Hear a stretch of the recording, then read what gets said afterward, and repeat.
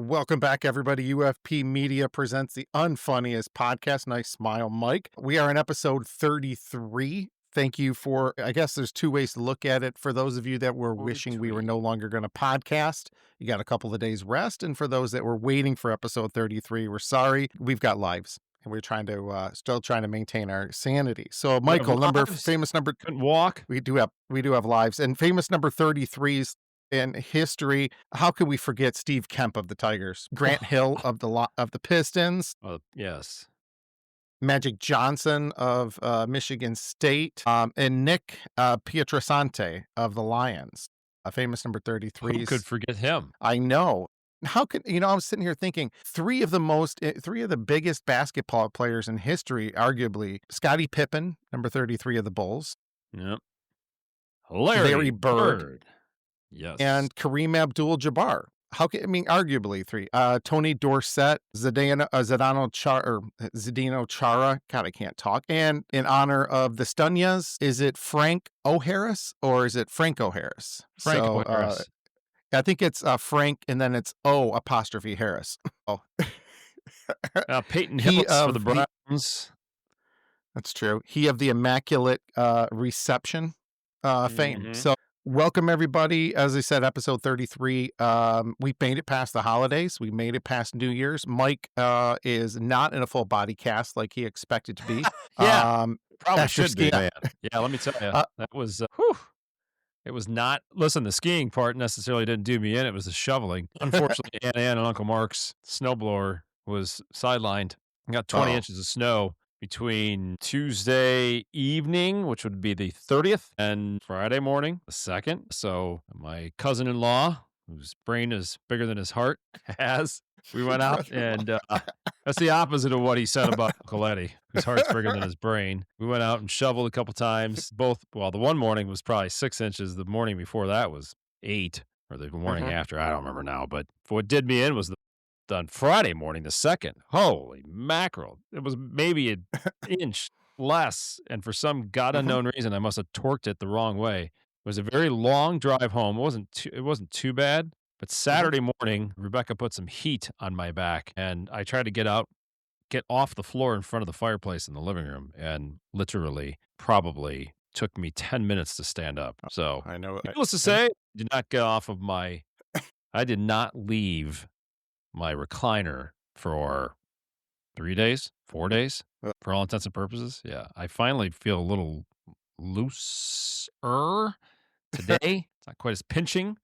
But listen, nobody wants to hear about my stupid injuries. We want to hear exactly. But by the way, were there not any youngins there? How come you were doing this, Mike? You're not a spring chicken. No, I'm not. But here's my theory on that, because I was asked that question, and Kaz and I actually talked about that, and he's made a specific remark to, there's a lot younger young men on the house right now that could be, that could be doing this. And I said, yeah, good point.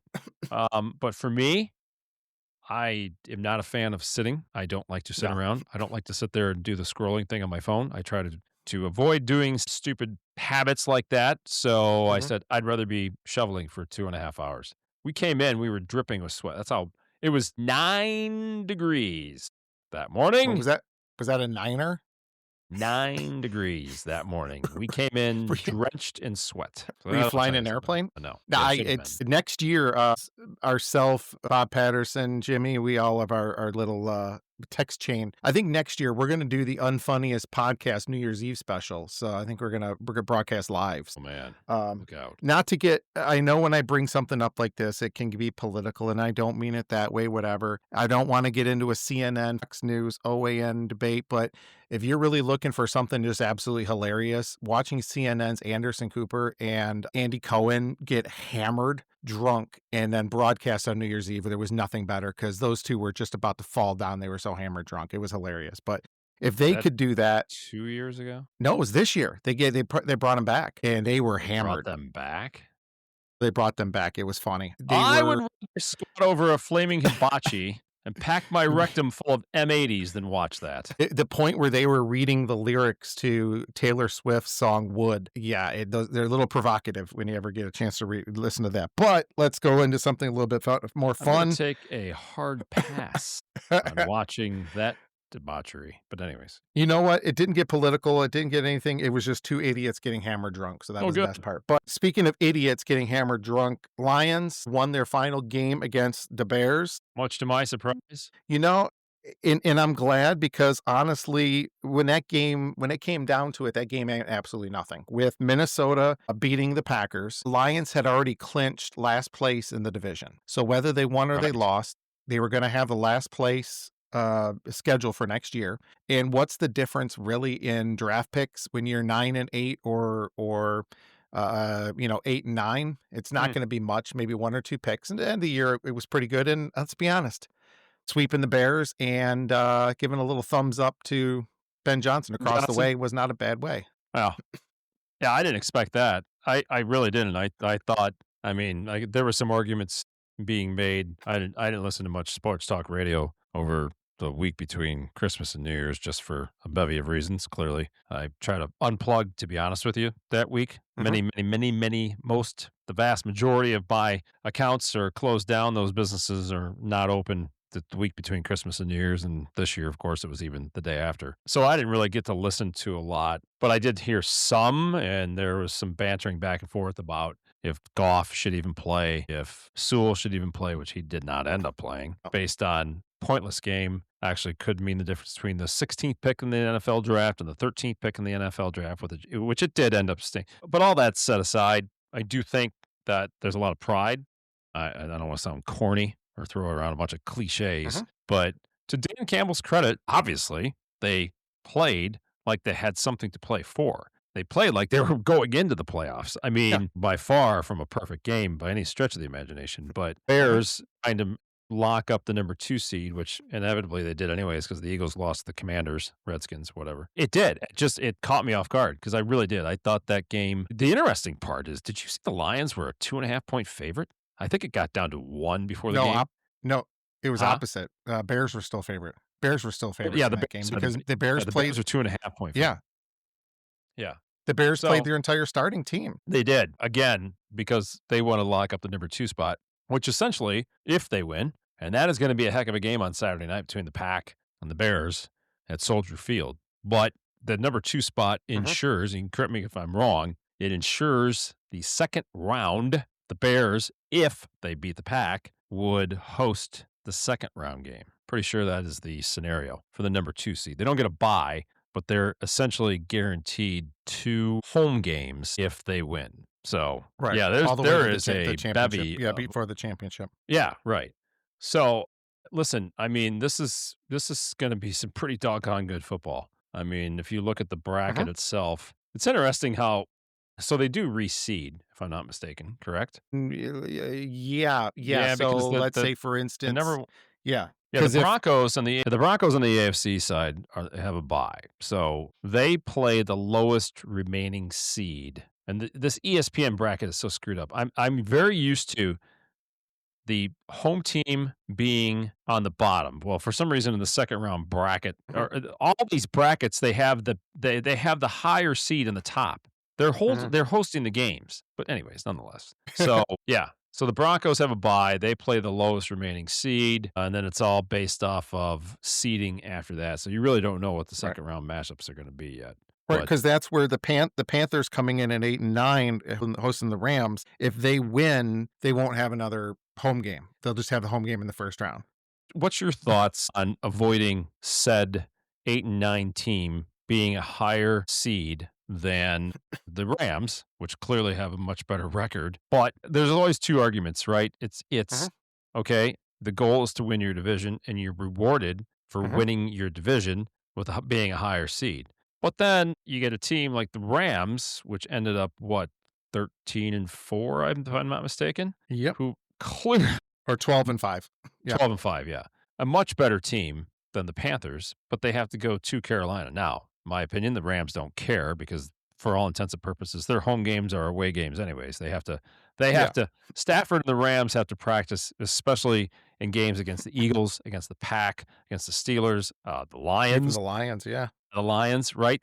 It's basically a home game for those Mhm. away teams. So I don't think Matt Stafford and the Rams are too terribly concerned about it going to Carolina, especially. But yeah, it is kind of weird. So I don't know. I don't know how you fix it because again, Well, if you're going to reward, go ahead. If you're going to reward the division or the division champion, then it has to stay in place the way it is. But go ahead. well, What is your thoughts, look Mark what happened. Smear? I mean, the situation that happened between the Lions and Vikings last year, where you're playing, two teams are playing for the number one overall seed, and the team that doesn't win drops down to the fifth seed. Yeah, right. So I mean, that's insane, but also the same regards, they won their division. That's what you're expected to do. Unless you go to something like an NBA format where you have everybody in the AFC and everybody in the NFC is just ranked one through whatever, 1 through 16 or whatever they have, one through Yeah, that's what it is. 15. 1 plays 8, 2 plays 7, 3 Yeah. plays 6. Yeah, right. So, I mean, you can do that. Also, here's the other thought. So you had three teams tied at eight or had at 8 and 9, Right. and we're in first place, essentially three-way tie for first place in the NFC South. NFC And the South. Lions had a 9-8 record and finished in last place in their division. And missed out on the So, playoffs. right. I mean, that just it tells you, to finish ninth place with in last place compared, with a game better record. I, So, again, this bantering back and forth about so you brought up a great point about the NBA. 1 through 8 gets seeded, right? Mhm. As opposed to winning the division championship. I don't does anybody even care that they won the division in the No, NBA? No, they could not no. care less. I mean, I guess it's funny because this really opens Pandora's box to even what we've been talking about the past few weeks with Notre Dame being left out of the college football playoff, right? The better team should be playing. Listen, I don't think we should get into an argument about the Lions versus the Panthers or versus the Bucks and who should be in, but it does bring up a very arguable point of if the better team with a better record is being left out of the playoffs just because an 8-9 Panthers team wins their division, it's probably split right down the middle. If you do one of our polls, the UFP polls, I would assume it would banter up a bunch of bantering back and forth, and it probably be right down the middle. Mhm. Actually, I bet you it's 60-40. The opinion would be the better record should make Mhm. the playoffs. I'm Yeah. gonna guess, so I'm gonna leave it up to you to do one of our polls or one of our little snippets, and I know you're very good at that, so we'll find out. And that's and that I'm torn because and here's the You other thing, but if you do that, yeah, if you do that, then you gotta take away true divisions and you wouldn't have the Lions playing the Packers twice, the Bears twice, and the Vikings twice. Um, so you'd have to have a balanced schedule. You'd have to do everything kind of equal for there.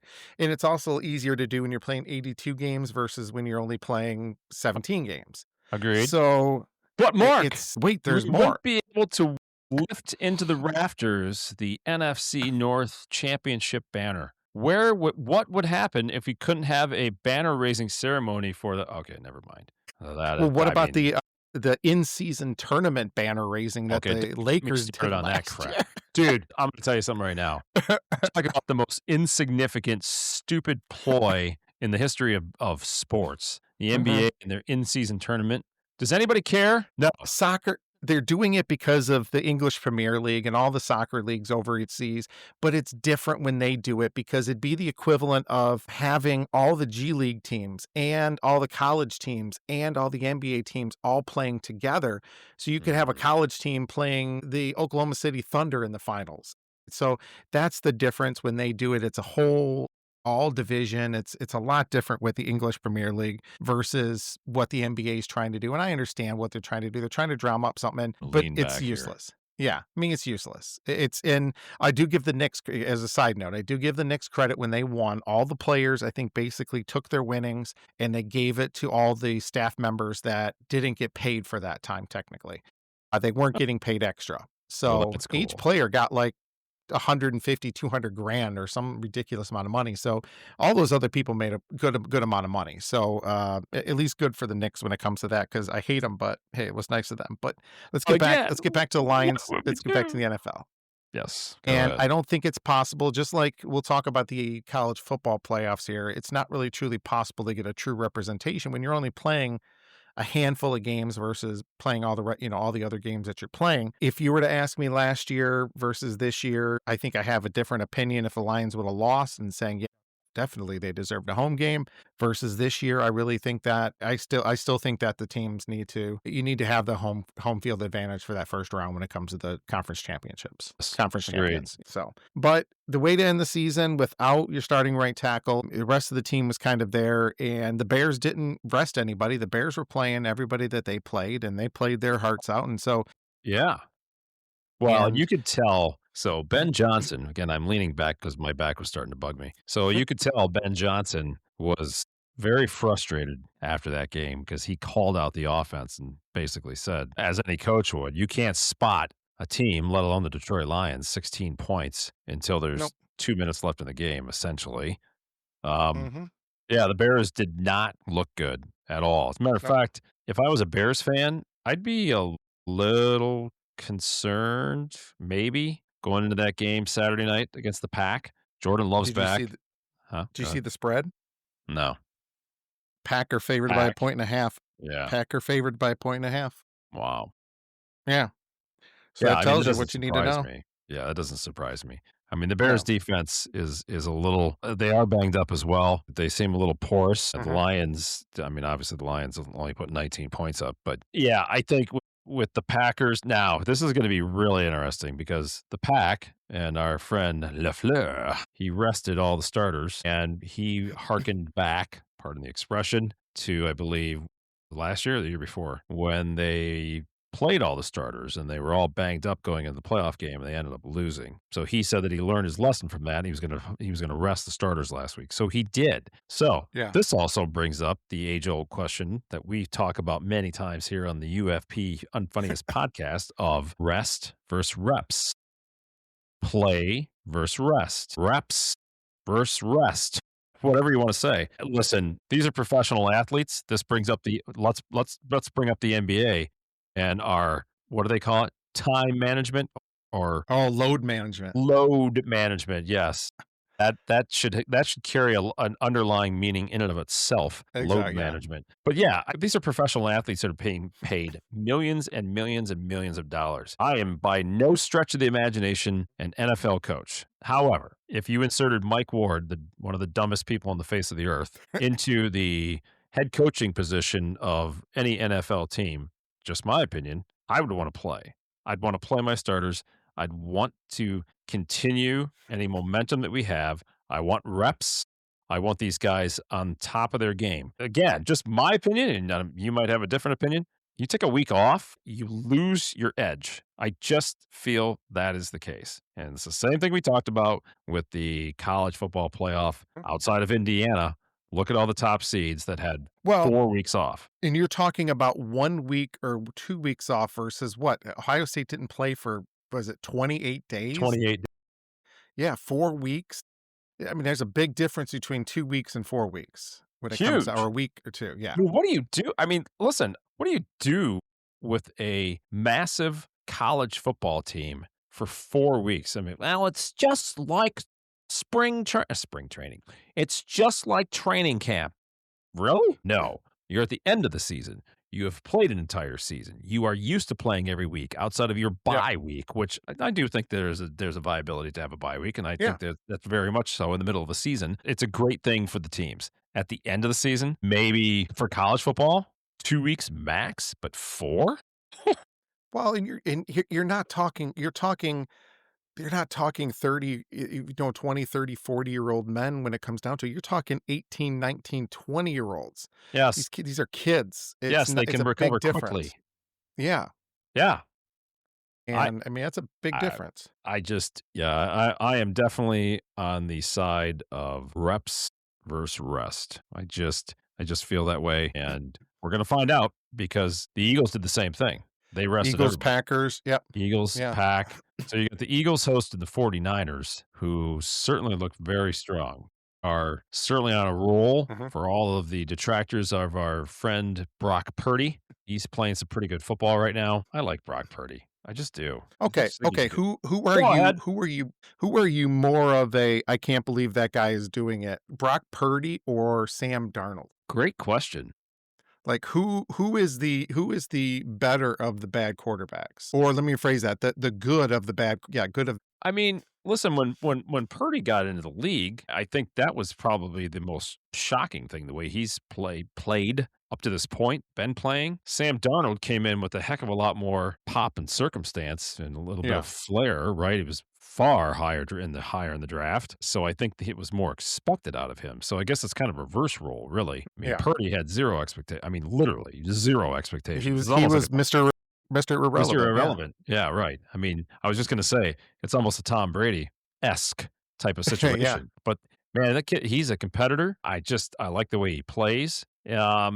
Yeah, who's the better of them, though? Man, the I whole so it's gonna be interesting with Sam Darnold, obviously, this yeah, week, right? And I was almost said the Vikings, but, I mean, the other not this week because they have a bye. They play well, we don't know. They play the next lowest the remaining lowest division, seed. yeah.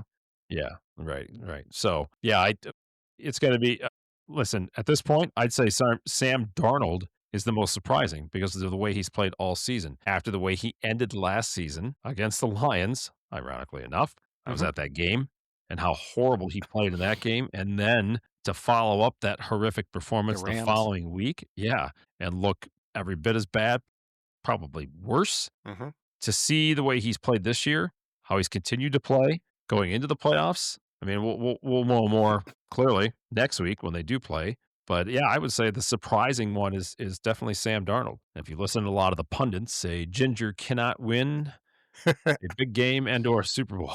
What's that And Vaughn that says that all the time? this is where we needed our big guy, Jimmy, to give us that true representation of Yeah, if exactly. that's true. Yeah, I MIA. would I would say that let's take Sam Darnold's now. This is the second team he's done this for in consecutive seasons that he's played great football. I think if you put Brock Purdy on a different team, he's not going to be near as effective versus where he's at with the 49ers because I think that's Agree. Shanahan's amazingness. Agree. But now if you put Sam Darnold on a third different team in 3 years, does he have that? I would probably bet him more than I would bet Purdy. Brock Purdy. Yeah. Yep. Yeah, I think so. I think you're right on that one. So yeah, let's go over some of the matchups here. Go ahead. What we're seeing. Saturday's matchup, Saturday the afternoon game on Fox. It's going to be the Rams versus the Panthers. Mm. Rams are 10.5 point favorites. Isn't that crazy? So 10 and a what that half. tells me, Yeah, I'm go ahead. gonna if I'm betting, I'm taking the Panthers plus Well, 10 yeah, and a half. I was gonna say, if you're Yeah, betting, yes, which I am not a betting man. no. You run circles around me with that stuff. But yeah, even my dumb you know what knows at a 10.5 point favorite on the road in a opening playoff round. Can we look that up? Has there ever been a road team 10.5 point favorite in the first round of the playoffs? That wow. I'll look that up. My friend Mr. Chat GPT usually can tell me stuff like that. Yeah, you and your chat GPT. Come on now, you know you love it. What is the here? Let me type What is this the in. largest point spread for an away team in the opening round of What the is NF the largest NFL visiting team? I messed that up. Give me point a second. spread? Say it out loud, Miller. What is the largest favorite for a visiting team in the NFL playoffs in history? Survey says. All right. Searching for who was the biggest favorite and context visitor. So, oh, they're spitting out a lot of stuff. All right. So Too much the information. Chargers. Okay. So, the largest point spread ever was Chargers were getting 18.5 against the 49ers in the Super Bowl in 1995. What? Um, yeah, Why don't I remember that? yeah. That's crazy. Top road favorite spreads. Yes, I would like. Yes, give me that list. All right, what Talk is to this it. going to say? Talk to me, Goose. All right, here we go. That one doesn't count. No, that one, it's still messing up. It's not the, all right, See? it's giving That's what I tell you largest about. road favorites. Here we go. Okay, so that's officially, yes, 10.5 points is the largest in history right now for this year. Tampa Bay Buccaneers, Tom Brady's Buccaneers, were 10-point favorites at Washington in 2021. Mm. New Orleans Saints were 10-point favorites at Seattle in 2010. That is affectionately known as the Beastquake game when Marshawn Lynch Beastquake. Marshawn Lynch Yeah. was on the Richter scale. So, well, let's look at, so obviously New Orleans Saints lost, so the home team won in that one, and Mhm. although and then Tom Brady won in 2021. 21, right. So, I guess it's kind of a 50-50 right now when it comes to that. By the way, it was a quick aside, if you ever get a chance and you get some free minutes, go down a rabbit hole. Marshawn Lynch does these in yo cities where he goes around with Prime and the different cities in. He did one in Houston where he went to the Houston Symphony Orchestra, and it was awesome. It was so cool to see. So, Really? little side note, my ADD kicking in there. All right. So, huge point favorite. I still gotta go Rams in that one over the Panthers, but I think the Panthers cover, and I think we both agree on that. I agree. Okay, so I'm gonna I write agree. these down like I have the rest of them. So give me a You're second very here. So studious.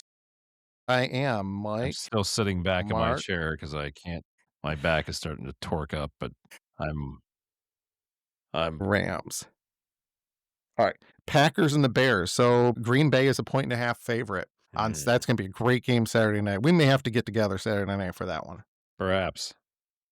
So who do you like in that one? I'm gonna take the pack. I guess I'm gonna go against what I was talking about, reps versus rest, and side on the side of Mr. Lafleur and say that the Pack are going to go into Soldier Field and beat the Bears. I think they've got a little bit of a bad taste in their mouth from a couple of weeks ago. Mhm. Last 2-minute heroics of the Bears to come back and then beat them in overtime. That's gonna left a little bit of a sting, and I do think that the Pack outplayed the Bears in that game, with the exception Yeah. of the last 3 minutes. And yeah, I think Lafleur will outcoach our friend Ben Johnson. Considering this is Ben Johnson's first playoff game as a head coach as opposed to a coordinator, I think that that's a huge, huge difference. Although no, it probably was, it probably should be, or probably is. But yeah, I'm going with the pack. Give me the I pack. I'm gonna y go 21-17. What's the weather like that night? That'll be yeah, it'd be that was interesting. well. That was the one thing about the game the other night was the very little bit of wind that there was there in the Windy City. Mhm. Our friend Tom Brady even mentioned that there was not a lot of wind in the Windy City that night. So, No, no. yeah, I so wanna pick the Bears. I really wanna pick the Bears. but you're Ugh, really not going to. I This just no, I gotta in, pick I'm breaking picking the news. Bears. I'm picking the My Bears. I'm picking Miller the is Bears. picking the Bears. I am because I had that written down, but then you, some reason, actually made a legitimate point, and I didn't want to admit that, and so I had a problem when it came down to that. Oh boy.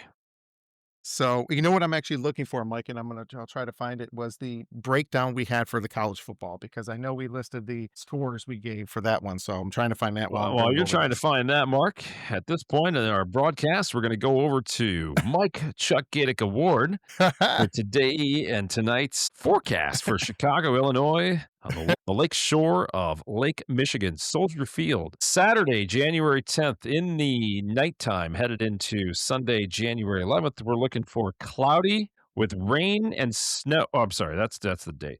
Cloudy with snow showers, mainly during the evening on Saturday night there along the lake shore. Low near 25. Winds. Are you ready? Uh-huh. Winds west 15 to 25 mile an hour. So we're going to get a crosswind across the Oh, field there at Soldier Field. So chance of snow is 40%. So the temperature will be 25, it looks like, at game time with a real feel mark of 15 and above, this is not and below. this is why God invented dome. No.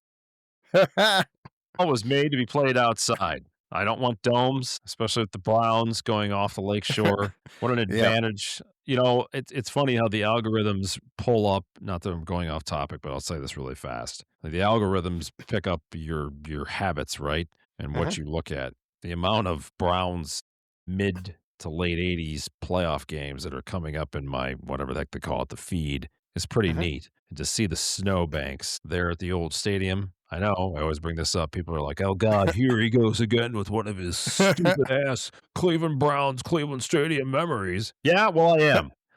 So, yeah, that's the way football was meant to be played, outside. If Mhm. you can't do it, then don't go to the game. Sit at the friendly confines of your couch and your big screen TV was just fine too. Playing, I love that weather. As a fan, nope, no, hate it. It's not great as a fan, but now No. listen, okay, so even with my back, I'm scheduled to go up to the UP next weekend for a couple days to go snowmobiling. Well, I was at Costco tonight, the very, very short amount of time that I was able to actually walk, and that's why I'm probably hurting even more. Mhm. Um, and I bought myself a pair of heated socks. I can't wait to try these things out. We are getting old when you're excited about heated socks. Heated socks. I almost bought the heated vest, but it was like $50, and I said, "You know what? I got enough layers I can layer up." But I am gonna get myself some heated mittens too. And here Wait, come the now comments. gloves, "What a or is it gonna patsy." be the mittens, like, No, all mittens. Mittens. Your fingers together. Obviously, your thumb plays on the outside. Wow, that could go in a lot of different ways. But mittens, I find, are far, far superior to gloves because when you have gloves on, each finger is exposed to the That's wind true. and the air. So It's extra mittens. surface space. I'm glad you brought that up because before I leave for the road tomorrow, I'm going to have to find myself a outlet for heated mittens. So yes.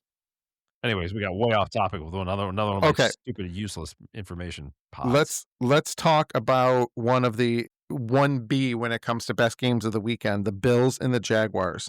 Mm, Buffalo, another road favorite. Buffalo's favored by 1.5 at the Jaguars because this is gonna mm. be, although it's not his first year, it's gonna be the second year he's been in the playoffs. Trevor Lawrence, the Trevor first year Lawrence. they went up to Kansas City and lost at Kansas City a couple years ago. But you talk about That was in the second round, though. yeah, yeah, that was. They won the first round Yep, playoff game, I yep. believe, against Houston? yes, you are correct. It was Yeah, Houston yeah. in Jackson. Yeah, and I think to me, the Bills are the only word to describe them is bipolar this year. The same as they were so up when they went down. And granted, New England had an incredible year. They're still 12-5, but it's another coin toss. You can't yeah, you can't put your finger on the Bills. It is No. very odd. They're I mean, Josh Allen, as usual, has played pretty much lights out, but it's just going to show you and prove that, I mean, a quarterback certainly can take you a long way, but at the end of the day, he can only take you so far. Mhm. I mean, this is the argument is always made about if you lose your starting quarterback, your season's over, which I agree with. I mean, it's very difficult, and it's been proven many times with some outliers, like Tom Brady with Mr. Bledsoe going down. But generally speaking, you lose your starting quarterback, you might as well kiss your season goodbye. But also at the same time, I mean, if your starting quarterback is otherworldly like Tom Brady and you have nothing else, you have no running game, you have no defense, you're toast. But in a roundabout way, boy, I'm not on any medication for my back. I swear to God, I have not even taken an ibuprofen to be honest with you. But yeah, I'm gonna go reluctantly with the Bills. I'm the same way. I go in Bills 28-24. Ooh, I think it's going to be a close game. yeah, I like that score actually. I think it'll be Mhm. pretty, relatively speaking, higher scoring. So, Should be good weather down in Duval. Duval.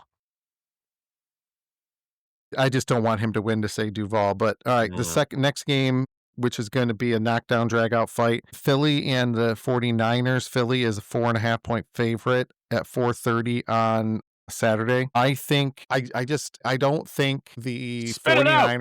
the 49ers aren't gonna have what they need to do. I really think the Eagles are gonna step back up. You're gonna see their defense kinda take over a little bit.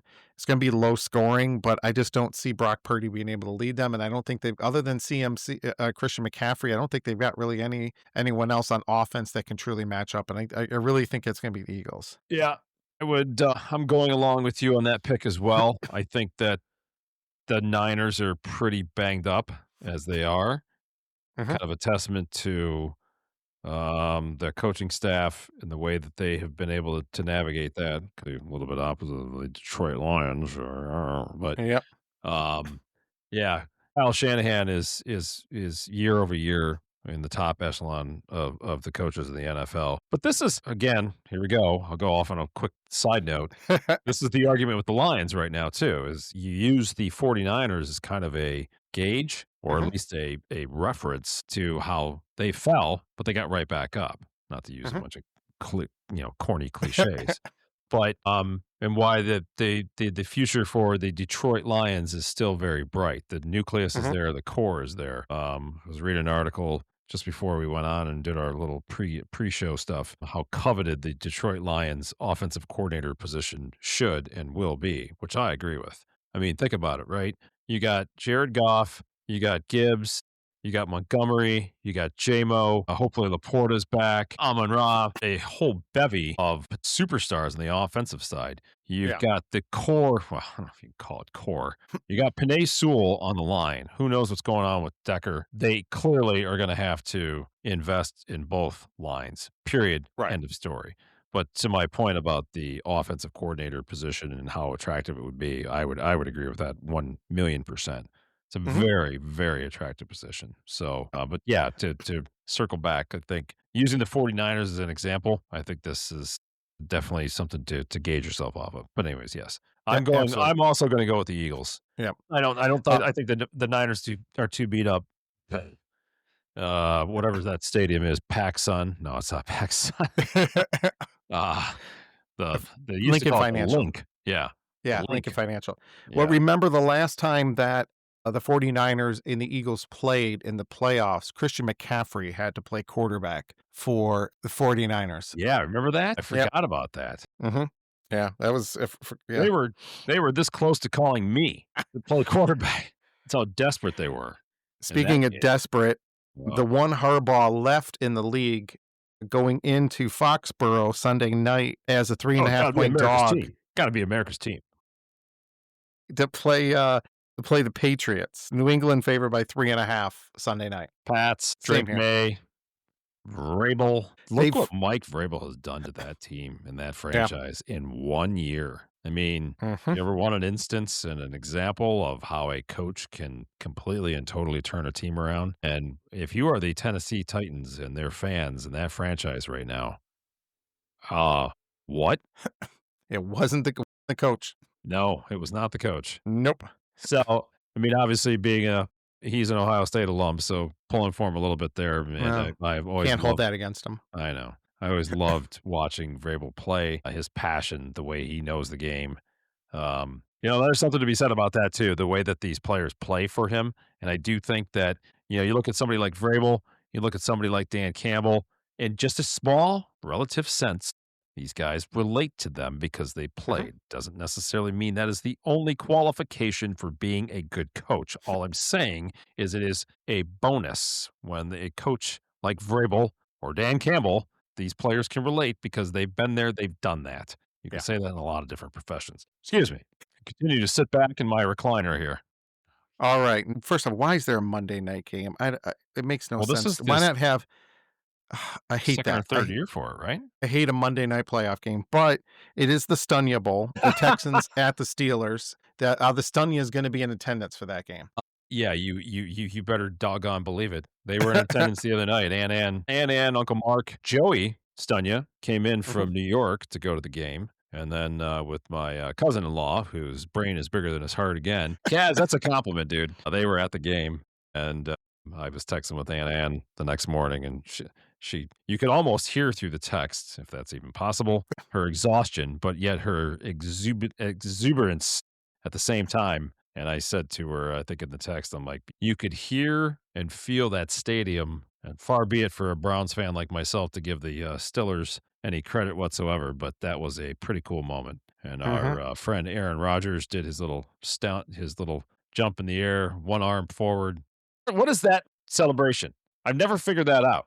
Do you know? I don't like Aaron Rodgers, so I don't pay any Ah, attention to anything he does. Aaron Rodgers can die of gonorrhea and burn in hell. Laces out. Now I respect him. He's a great ball player, but I can't stand him. I see. I've Listen, I've gone back and forth on Aaron Rodgers for so many years. I've loved him, I've hated him, I loved him, I hated him, and some of the things he says, it's like, huh? But at the end of the day, when you got a 42-year-old quarterback, I guess this is the Philip Rivers analogy too, right? Um, Mhm. Like, you kind of feel yourself, I can't believe I'm gonna say this about a Steelers quarterback, somewhat pulling for him. Okay, there, I got it out. I was rooting for, believe it or not, again, it's hard to say. I did want the Steelers to beat the Ravens. I probably one of my least favorite teams in the NFL is the former original Cleveland Browns franchise, and our wonderful friend Art Modell, the Mhm. Baltimore Ravens. Down with the Ravens and down with John Harbaugh, now unemployed. We were talking about it in Absolutely. our pregame meeting. Uh, The Black Monday. yeah, Black Monday. Mhm. Yeah, so I anyways, don't know if we're continue on. I don't know if we're gonna have much time to talk about that now. So obviously we went over our picks for the last game. Yeah, I Houston, was who gonna are you gonna say, pick? Houston or the Steelers? I got Houston -3. I'm going with the Steelers. Mm, That is at Heinz Field. I'm still gonna mhm. call it Heinz Field as opposed to Acrisure Insurance Company Field, whatever the hell it is. Heinz Field there. I do think that, the Aaron Rodgers experience will come out. Although, I mean, the Texans are playing pretty well. I just think that's a pretty tough environment for them to go to. Dome team outside at night Mhm. in the cold, in the elements. Yeah, we'll see. All right. So now we're gonna switch over to some NCAA football. And Mike, I have to say this. Abrupt. After the first 2 rounds of our picks, I'm 7-1 for picks of the college football playoffs, and I wanna go this I found it. Mike Ward calling me absolutely lucky for the coin flip I made for the Ohio State-Miami game. The final was a 10-point game, 24-14. Miami won. I'll even have you know, I called that game 21-17 Miami, so I was pretty darn close even for that. Oh boy, you're really reveling in this. So Jimmy and I both were 3-1. Both of us had Old Miss. Mike, you happen to go 1-3. Yep, Your yep. one victory was I Oregon. Yes, I should probably walk myself right off the field. Indiana, listen, not that I don't like Indiana and Signetti. I guess I was like a lot of the rest of the nation. I'm not now, Mhm, but just maybe a little bit of that doubt sneaking in. Like, is this for real? Even after the Ohio mhm. State victory, which clearly should have given me far more insight as to how good they really were. But Yep. I confidently, and I'm here to tell you that I was obviously very wrong, but I confidently thought that Alabama on a neutral field at the Rose Bowl was going to go in and Mhm. beat Indiana. I was horrifically mistaken, terribly mistaken, as Indiana throttled Alabama. Total control. Well, Yeah. just like I was completely wrong with that Texas Tech Oregon game, I kept watching that game thinking, all right, Texas Tech's gonna start scoring now. They're gonna start scoring. They're averaging 42, I think 42, 43 points a game. Like they Just never just did. shut out. They Yeah. never couldn't do anything. And they Right. kept turning, and then the opposite side, Oregon kept turning the ball over. Texas Tech's defense was playing incredible, Yep. but they just couldn't get anything started on Oregon's defense. Yeah. I mean, the way, again, I guess going back to Indiana, the way Signetti has turned that program, that institution, the entire aura of Indiana football, which was a perennial doormat for 40 plus years. It's nothing short of amazing. I mean, Mhm. he's just, did you see that one when they tried to draw them off sides on a fake punt? They were going to do a fake punt. And they Mhm. showed Signetti's face on the sideline with the one eyebrow up. Like, are you serious? Are you really going to try that on? Like, dude, this guy, he's an arrogant SOB, but he's starting to grow on me. And I don't know. What about Usually that those, one of pointing over yeah, at at, what's his face? The yeah, broadcast. Pat, Pet McAfee. McAfee, yeah. Yeah, that was awesome, that video. Yeah. Um, Yep. I mean, we'll be anxious to see. I'm gonna bring up the spreads here and actually this weekend's tomorrow's game starts Tomorrow. tomorrow. Yeah, who's playing tomorrow night? So tomorrow night is going to be Old Miss and Miami. So Miami is favored by 3.5, and that game is gonna be at the Verbo Fiesta Bowl, which Oh, is the boy. dumbest name. It's VRBO. VRBO. It's not Verbo. Why do they keep trying to change it to Verbo? I guess apparently it's always been Verbo, and everyone just referred Baloney. to it as VBR. VRBO. I mean, anybody that you talk to, does anybody say, "Yeah, I got a Verbo and the Siesta Key"? No, I got a VRBO. I have a vacation rental by owner. Yeah. Yeah, spell it all the way out. So this is going to be a tough one for me because these are both my teams I like. Miami seems to be a team of destiny after what I happened agree. last year to them, but yet Old Miss trying to give the middle finger to everybody in college football, including LSU. I, Did you see the I story about Ole Miss's coaching staff that's well, following the Lane Kiffin? coach that was coaching them last week isn't going to coach them this week. This is insanity to me. Yeah. This is insanity to me. This is the epitome of what everybody's bitching about with college Hmm. sports and college football in particular. Well, we could get into college basketball and what Oh, our friend Tom Izzo and even Calipari went off on this week about. Well, I mean, what are we doing, dude? 3 years and yeah. Somebody needs to step in it's hard. I mean, they'd have to basically these kids, one, because we talk about NIL and transfer portal and this and that and Hmm. everything else. You got kids that are saying one week, I'm here to stay, and the next week they're going, oh yeah, never mind. I guess I'm gonna transfer out. Why is the transfer portal opening the week of one of the playoff rounds? How Hmm. much sense does that make? I mean, you've got some of these kids playing in these playoff games that are announcing that they're going to transfer. What? What Hmm. in the this is I think everyone can agree. We do not want college football to become NFL light or NFL G League for that matter. That's exactly where we're going with this crap. I mean, Hmm. whatever. And the coaching is the same thing. You know, the NFL has rules in place of not tampering with coaches, not being able to interview in person an active coach that's actively going to be coaching in games. Why is that not a rule in college? Hmm. Why is a coach at Ole Miss coaching one week and not the next? After, oh yeah, by the way, the previous head coach of that left. This stuff is whatever.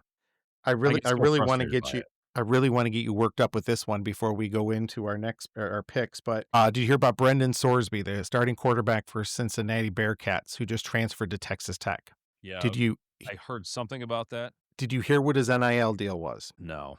How much? 5 a year? 1 year, 5 million. Dude. Oh, now what is this here? Yeah, LSU reported offered him 3.5, and he everything I'm seeing is he went to Texas Tech for 5. Wh I dude, I whatever. I I don't More get it. power to them. They're gonna give it. Why not? If Bobby or Carter were in that situation, I'd be telling them to take the money immediately. Yeah, there's no Yeah, doubt, but I'm just saying, I mean, yeah. these guys are gonna be I mean, some of them, why would you leave to go to the NFL?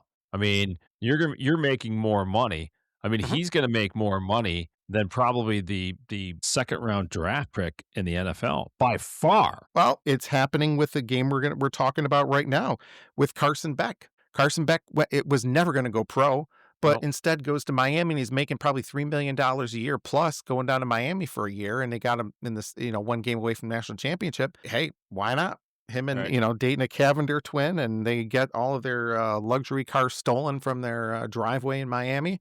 The the Cavender twins did? He's dating one of the Cavender twins. Yeah, Oh, really?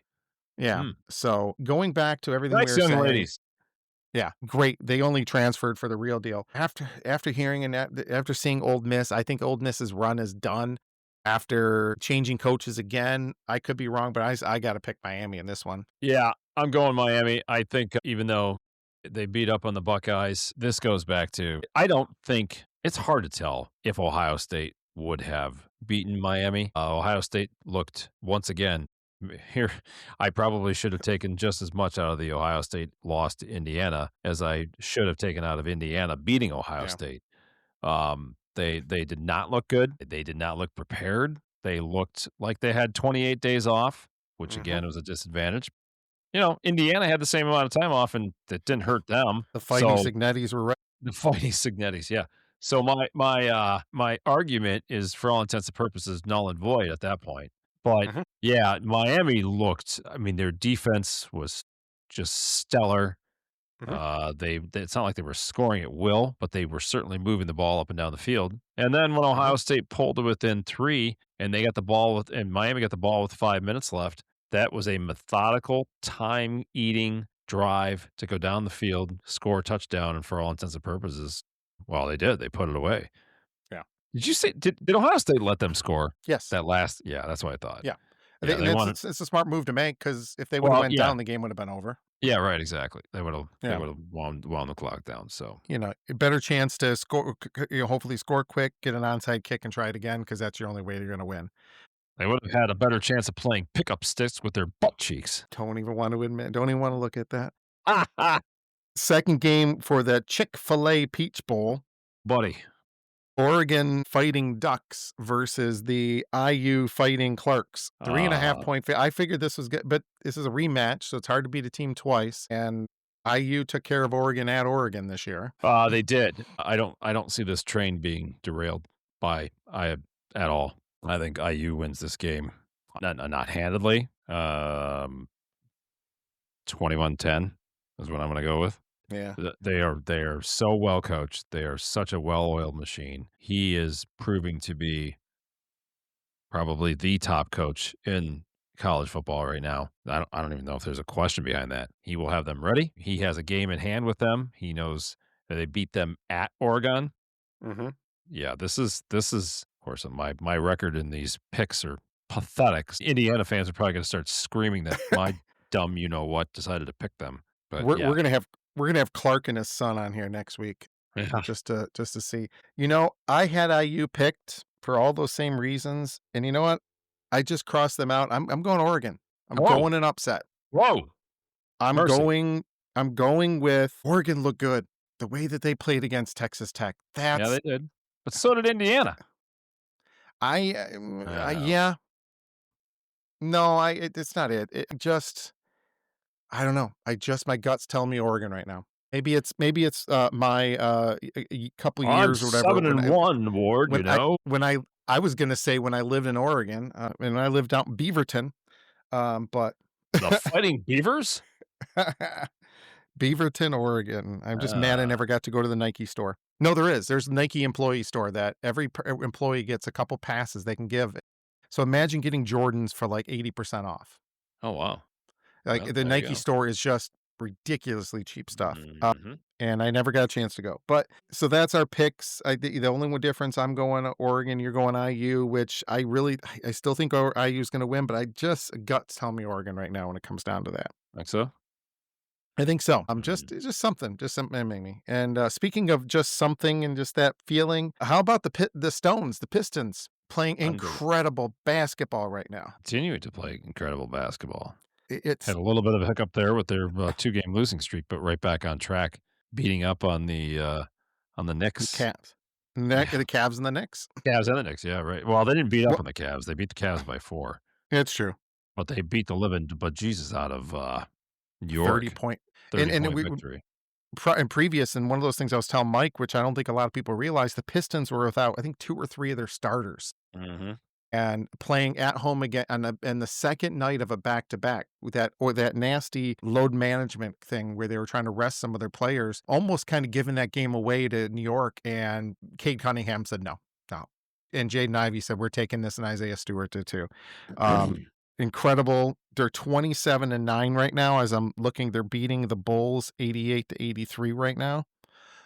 Incredible team right now. Well, they're absolutely an incredible team, and it's kind of interesting to listen to some of the national pundits continue to question if this team is for real. You're 27-9. You're beating teams in pretty convincing fashion in many ways. This is not a fluke. This is not a team that's going to falter. Are they going to go through some hills and valleys? Sure, but as a general rule, I think these guys are legit, and we're going to see that. This team is poised to, I believe, win a first round playoff series, depending on how they play down the stretch. You probably start predicting they could very well win a second round playoff series. And Bickerstaff has them rolling. And I think this is pretty cool to watch. It is Mhm, amazing to see how fast of a turnaround. You got to give a lot of credit to Trajan Langdon and what he's done in the front office. I said this earlier in the year when we were talking about this. I think there was some question. Oh, you got to give 100% credit to Trajan Langdon. Okay, well, he came in. There were still plenty of pieces there from the previous regime. So you can't give him 100% credit, but yeah, you change a GM like that, and he's definitely pulled the strings the right way, and they're an impressive team. They're fun Mhm. to watch, even though I haven't really been able to watch much of them. No, and yeah, because you don't steal, Bally Sports like I do, and you watch the Wings and everything else. And you talked about being built to maybe go far in the playoffs. Not only that, they're built for a couple years. Their team is young. Oh yeah, They got an average age of they're 13th in the NBA with an average age of 25.1 years old. They're young. Their players are under contract for a couple years. They've got a good nucleus. And I can see these guys staying together for a couple years, and honest and that, uh, Duncan Robinson pickup was one of the best pickups they had in the offseason. yeah, yeah. Like I said, I mean, they're making the right moves. They're pulling the right strings. They're playing with passion. I love how they play defense. Just not to go into the weeds and get coach speak, but I mean their help side defense, their energy. I mean, it's something to revel in. It's throwback basketball, I guess you would say, right? So, Yeah. yep. Uh, speaking, talking about teams too, and we pretty much put Oklahoma City as the gold standard right now when it comes to teams. There's only a 2-game difference between Oklahoma City and the Pistons. Oklahoma City's lost 7 games, the Pistons have lost 9 games. So it's Mhm. not like we're talking massive difference between these 2. So both of them are playing incredible and really anxious to see what takes and what they're gonna kinda go through here in the future. And, up 9 in the 4th quarter now, 92-85, so hopefully they can close it out and At keep Chicago. on that winning way. Yeah, yeah, no, actually home. Go home. Yeah. I do wanna get down to a Pistons game this I year. was just I gonna haven't say been. that. Yeah, that's be one definitely don't wanna sit in the upper deck for that one because 'cause you're just too far away from the action when it comes to theirs. Hopefully someone if anyone's got free tickets, let us know. We'd love to come down to the game.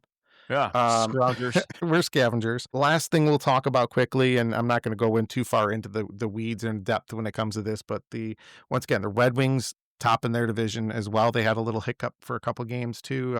Lost 2 straight games, but they're back on the winning ways too. I'm curious what's gonna happen, if it's gonna be like it was last year after the All-Star break, after the, Olympics, and is it gonna be any different? Are they gonna continue to play well? Well, I was able to watch a couple of the games, in the past week. I watched the game at the Penguins with Ann. I was Mhm, there in Pittsburgh, or southeast of Pittsburgh. To their credit, went down 2 to nothing, battled back 2-1, tied it at 2, ended up losing in overtime, but it's always a crapshoot in overtime with a 3 on mhm. 3, and I love it. I think it's awesome, the 3 on 3 hockey in overtime, Oh, wide open space. I mean, you see this again, here we go with another stupid cliche, but you see the stars shine. Whatever that's supposed to mean. mhm. Um, so they faltered in overtime in that game, and then came home on Saturday and did not look good at all. No. That was they looked flat. 17 shots, I think, or some No, ridiculous 12. 12, that's right, 12. 12. They didn't have a shot 13 minutes into the first period of that game. Not a single No. shot on net, which PK Subban on the broadcast was reveling in, of course. I like PK. I like I PK do too. Subban. I like him too, but Yeah. the amount of salivation that happens over Sidney Crosby on the broadcast too is holy cow. I know. Sid the kid, he's great. He's the best. Blah blah blah blah blah. You listen, when Crosby's diving for pucks when he's blocking shots, you got to give it to him after what 14 years in the league now. Mhm. Well, more than that, 'cause he was in that '09 cup. He a second year player that year I think in so, '09 yeah. when they beat the Wings. Yeah. So he's approached 17 or 18 years. But anyways, God, um, we're old. I know. Yeah. So the Wings, they didn't look good in that game, but who knows? But they came back. McClellan, he shook the lines up the other Mhm, night. Was that Monday or Tuesday night? And boy, they responded. They scored 5 goals for the first time in almost a month, and they typically have never played well against the Senators for some reason. I think they were 2-6 against the Sens prior to mhm. that, and yeah, went in, beat them 5-3. Yeah, it was a So good game. yeah, it was a good game. Right back on track. And listen, I mean, I've said this a few weeks ago about Iserman. I mean, it's the same thing I just said about Trajan Langdon, right? He comes in, he gets a lot of credit for building the team and turning the team around quickly, which I agree with. However, again, there was a previous regime that drafted, traded for, and built somewhat of that team. I would make the argument the same way. All of the Yzerman detractors that wanted to get rid of him, you get rid of him. Let's just say, in theory, you got rid of him last year. Now, all of a sudden, would everybody be looking back going, oh, crap, Steve Yzerman was right? Because I think that's what's happening right now. I think you're starting to see the patience, albeit I was just as impatient as everybody else. But this is a young team. This is the core of this team is young. They are fast. You've got Edmondson and Sider, probably one of the best defensive pairings in the NHL right now. They Mhm. they look they look really good, man. I mean, this team is now built. Again, I'm not being a slappy of Steve Yzerman, but this team is definitely, you can see it, starting to show signs of being built for the long haul, right? Mhm. So, it's good. I love it, man. This is what we wanted. They put the Hockey Town logo back on the ice. That's what happened. Absolutely. 2 things that one thing we're gonna have our UFP media Olympic coverage beginning here soon, the Winter Olympics. So I gonna would give you rather pack my rectum. well, we're gonna give you all of the skeleton, Nordic combined, biathlon, and speed skating results that you really were looking for. Yeah, we're in luge, in the double luge. Mike and you and I are gonna go into the double luge. So just Is think of my weight. broomball is We're just gonna go broomball an Olympic is broomball in there? absolutely, absolutely. But so we were talking the other night, Kathy and I were watching one of the Pistons games, and I Is heard, that what you call it now? Oh, yes, Pistons, yeah, sorry. it's just like what ESPN guys used to say, and that's a 2-4-6 double play if you're scoring at home or even if you're alone. So the topic of Mason came up, the Pistons announcer, and I don't know how I can never remember how you feel. I'm not a fan of Mason's. I think he goes a little bit crazy, goes a little bit overboard with Yeah. the stuff that he does. But I was watching a podcast, the All the Smoke podcast, which is a good podcast. They had Rasheed Wallace on, and Rasheed Wallace talked about the role that Mason played with that team and how Mason pumped that team up and how they just loved the way he announced and the Detroit basketball and everything else. And then I was like, as much as I don't like him, it's not for me. It's for the players. They're the ones that need to get this is for them. And if they love it and this is what they want, yeah, then that's exactly what it is. But I can never remember how you felt about Mason as a PA announcer. I like him. Think clearly he has a very unique style. Different. So you and I grew up with, again, the old Ken Cal. Ken Kell. Yep. Or Ken Calvert, I should say, not Ken Cal, because Yeah. Ken Cal is the current Red Yeah, Wings Ken Calvert. broadcast. Yeah. Ken Calvert from whatever radio stations he was on. Wheels. Yeah, Wheels. That again, I've referenced the old Cleveland Stadium. I've referenced the old Richfield Coliseum. Like almost $1 billion Organization behind him. franchise organization that is able to pump plenty of money into the sound system and the computer diagnostics that go through and help him with his echoes and this, that, and everything Mhm. else. You and I do not have that. Don't We see just that have happen. natural talent. Exactly.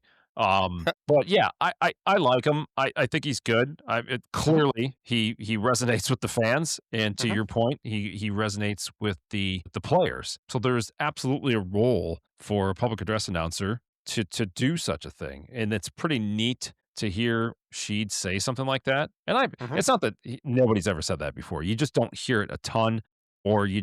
it doesn't get publicized a lot, right? But there is 1,000,000,000% authenticity about the thought of a public address announcer in an arena, in a stadium, that can absolutely turn momentum. I Mhm, firmly believe that it is the role of that PA to get the crowd into the game, to get the players pumped up, to get them, whether yeah. it's the starting lineups, whether it's getting them back on the floor, whether it's, I mean, listen, my inflection, and I'm sure you do the same thing. But when you're calling fouls on the home team versus the away team, I mean, it's when you're calling out of bounds away versus home, right? It's that difference between traveling and traveling. That's Yeah, right. you do the 2 different ways. Yeah. So you know what? Hold on, I got to share my screen. Listen, our friend who's quickly become one of my, not that I never liked Tom Izzo before, Mhm. but so this is pretty cool. Did you see the other night when they got, now that we're talking about crowds, Nebraska rushed the floor? No, I didn't see that. Yeah, so they caught a lot of flack. No, no more floor rushing. Somebody's gonna get hurt. Well, Izzo, to his credit, he hold on here. Let's go back. Let's just watch this real friend Tom Izzo. Here he is. All right. Yeah. This always happens. Where is the hold on, I gotta get the Up on top there by his head. huh? Oh yeah, there it is. In that they Hold on. stormed the There we go. and we gotta be careful and all that. I absolutely loved it. Ha! Oh, I loved it. Absolutely loved Look at it. There's that much passion that they stormed the court and that and what, I missed the question? that. I was hoping I got stomped on, to be honest with you. Be careful and all that. I absolutely loved it. I love it. Absolutely loved it. See, There There's was that much passion that they a sports science did something for him a few years ago, and they had a heart monitor on him. One of the games, oh, his heart essentially he has a heart attack during every game. The way his heart is pounding, it's like he has a heart attack literally every single game. I don't know how he's still alive. I don't either. But I love that. So this Uh-huh. goes back to my point. Again, I can hear the naysayers now. Here he goes again about one of his stupid crowd things and all the crowds don't get into it. Well, when you were brought up, like Mark and I were, around fan frenzies and arenas that turned games, and there's still plenty of them out there. But I Uh-huh. would say this the same thing.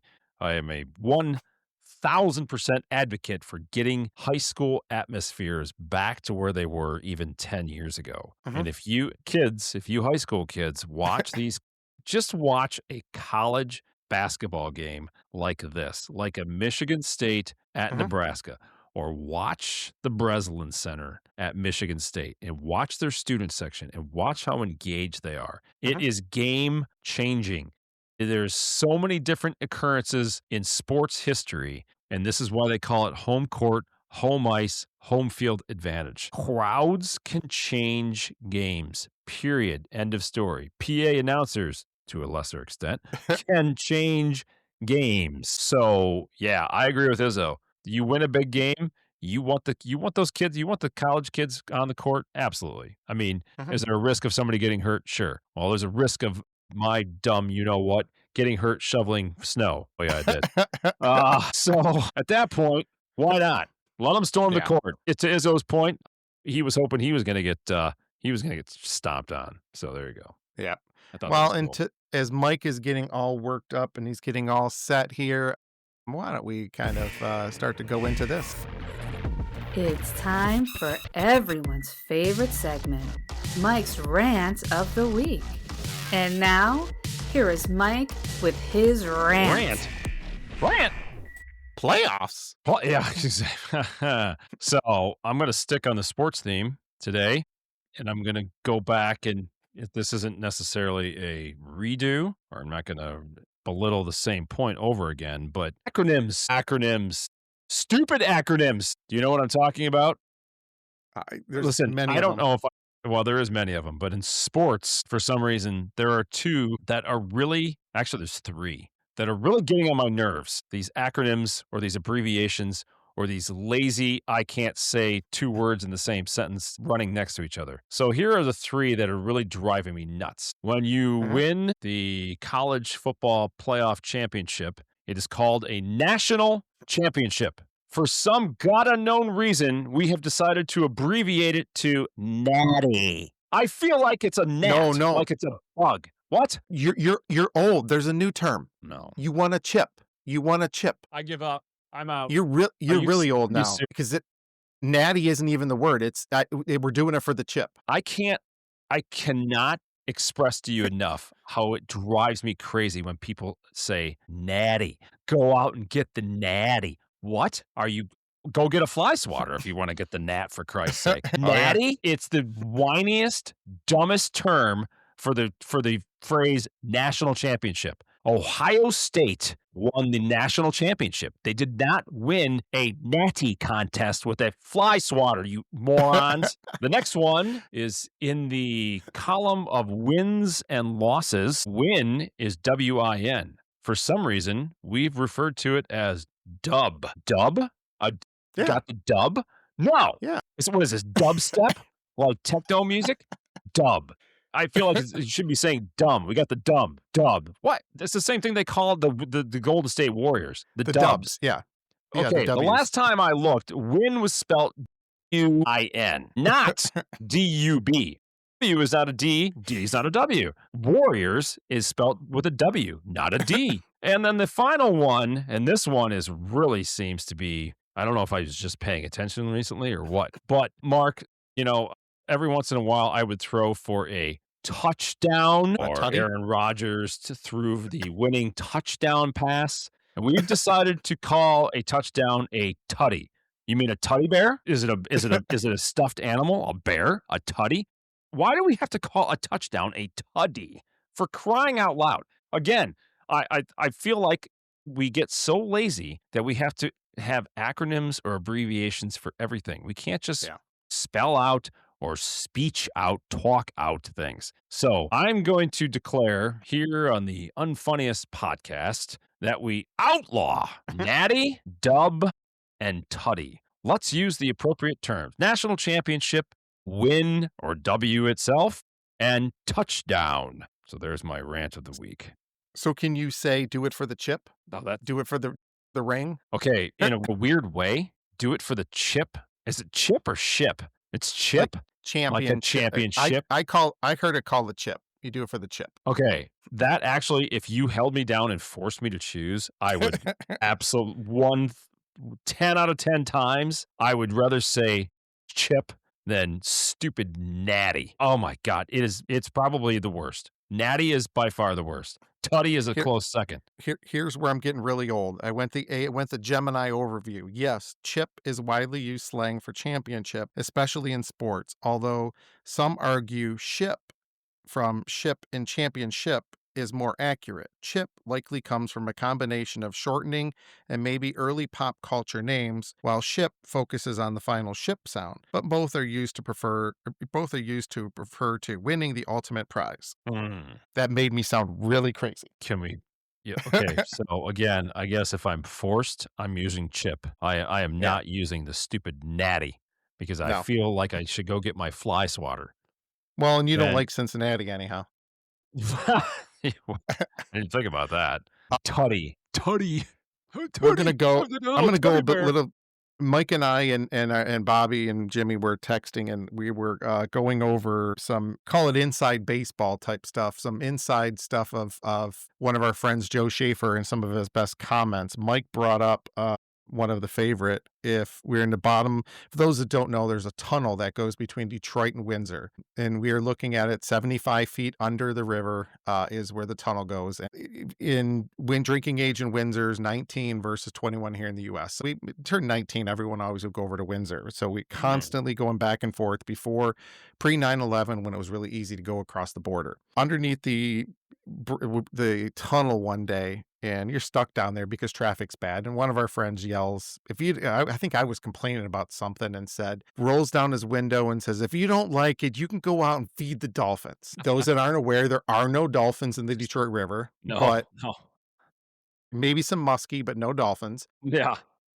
And there was an argument. Mike and I I just turned 51. Mike will be 50. We've known each other since 1989. So we've known each other a while. This is our longest ongoing feud. And I'm going to show a picture of this. And we're going to put a poll out, the second poll of the night. This has always been an argument. These are these little tiles that you can see going across, maybe about 2 feet long or so, give or take. Every time Mike and I would go back and forth, 3 times a week usually, we would have a fight. Mike would say, I bet there's more than 1 million tiles down here, because this is on both sides of the tunnel. And I would say, you're insane, Mike. There is no way that there are 1 million tiles. So we're going to put it out. We're going to put that picture out and say, is there more than 1 million tiles? Yeah, because there has to be information. There's got to be information. So it's 22. It's 22 feet wide. Not that that would have anything to do with how many tiles, but what did it say? It's half a mile long? The tunnel?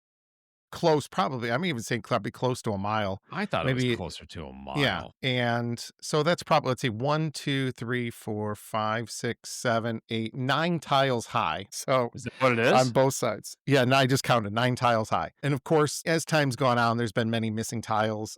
We may or may not have taken tiles from there as we were going across, or when people would have to use the restroom in the middle of the tunnel. Well, the worst is, of course, I'm Mr. Short-term bladder control. Bladder control.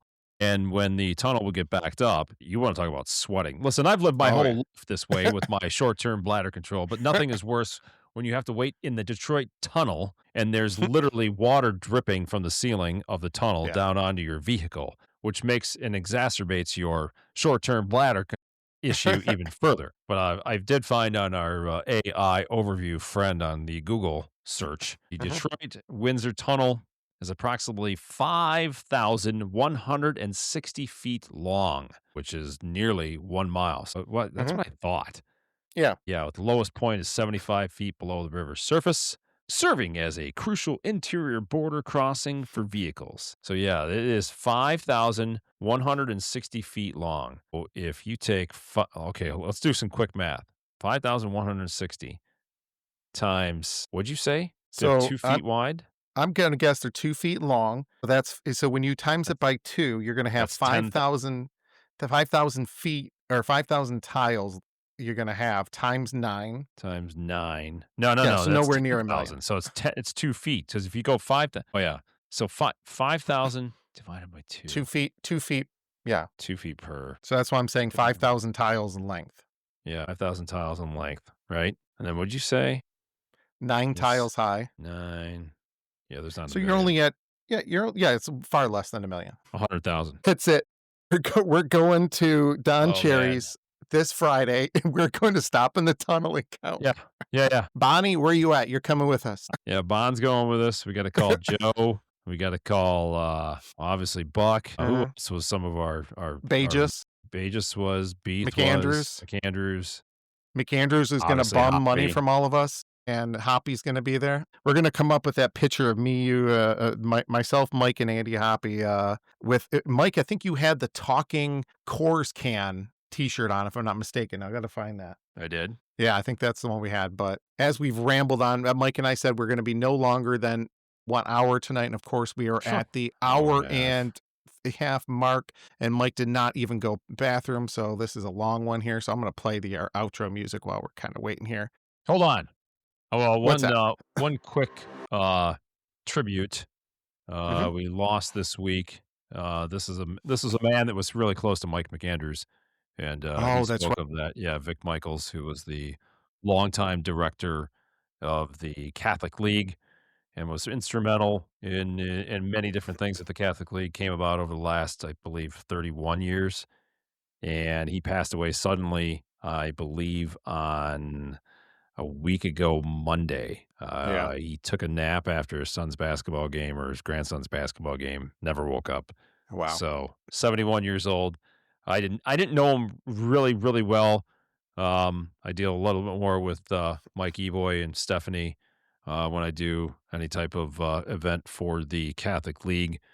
And but I did know Vic very, very briefly over the past few years, and he was to what Mike and Jim have talked about on their podcast.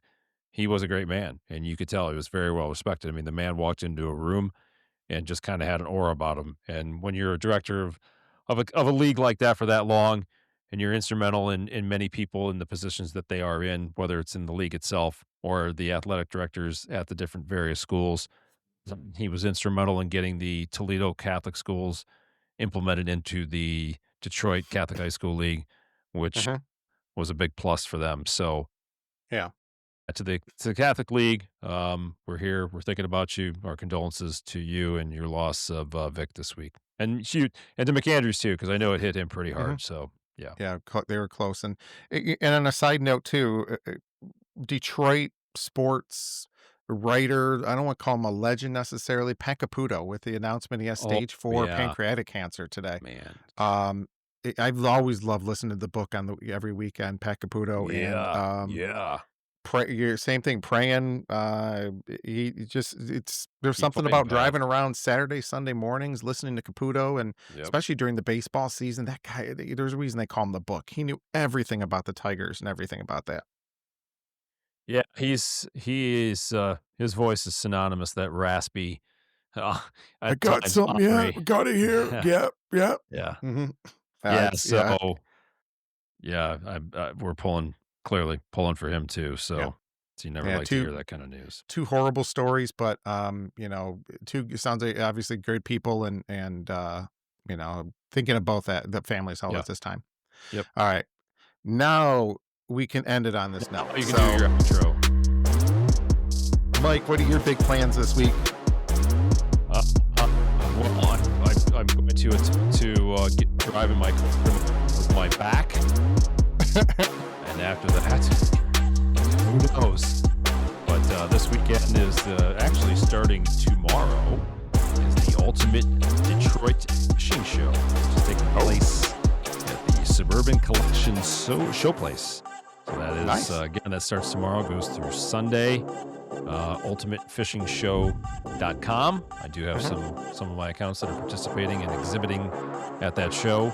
So Thursday is 1 to 8, Friday is noon to 8, Saturday is 10 to 8, Sunday is 10 to 5. I'm actually going to go down there, I believe, on Sundays. Some of the guys that I work with are going to be there on Sundays. Yep. Myself, just normal working, getting through weekend. I can breathe again. It's going down to an office every day is kind of different, but good situation. And gonna say, go Ducks over IU, so I get my pick right. And wishing everybody thanks for listening. Like, share, everything else, and thanks so much for your support. Thanks, everybody. Much appreciated. See ya.